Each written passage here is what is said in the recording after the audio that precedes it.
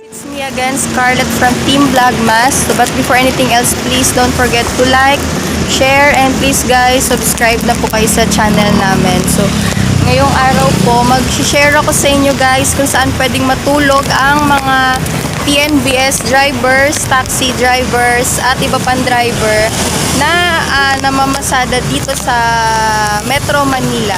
Sa kabilang gilid po ay meron pong Jollibee. At meron din naman pong mga kainan sa gasolinahan saan pwede po kayong kumain. Ayan, dyan po kayo pwedeng pumarada. Ito po ang parking area po ng gasolinahan kung saan pwedeng magpahinga ang mga TNVS driver, taxi driver at iba pang driver. Ayan po ang parking. Gasolinahan kung saan pwedeng magpahinga ang mga TNVS driver. Gasoline station na ito ay partner po ng mga TNVS company para tulungan po ang ating mga driver na pwede po silang magpahinga dito, maligo at matulog. Ito po yung parking area saan po kayo pwedeng mag-park. At sa tapat po nito ay may mga kainan. Yan po. Pero syempre dahil COVID sarado po ngayon.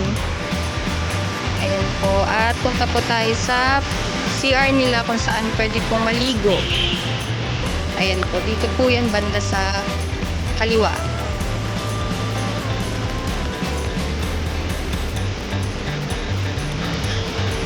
Ayan, dito po ang CR nila. May mga kainan din po dito.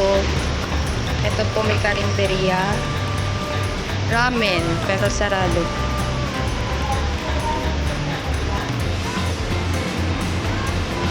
Dito po ang CR. Ito po ang CR ng mga lalaki, pero sarado po siya ngayon dahil COVID. Ito po CR ng babae, pero pwede din po maligo dito sa pasok po tayo.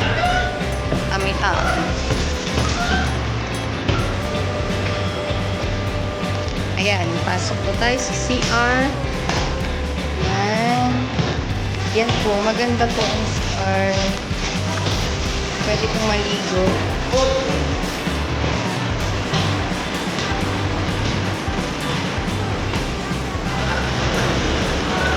Paggamit ng driver's lounge. Yung driver's lounge nila, sarado dahil COVID. Driver dyan ng TNVS. Taxi driver at iba pang driver.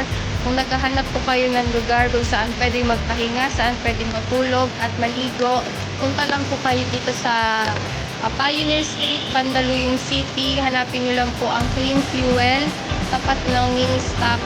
Sa gilid ay may Jollibee. So, dito guys, pag may parking pa, pwede kayo matulog at maligo.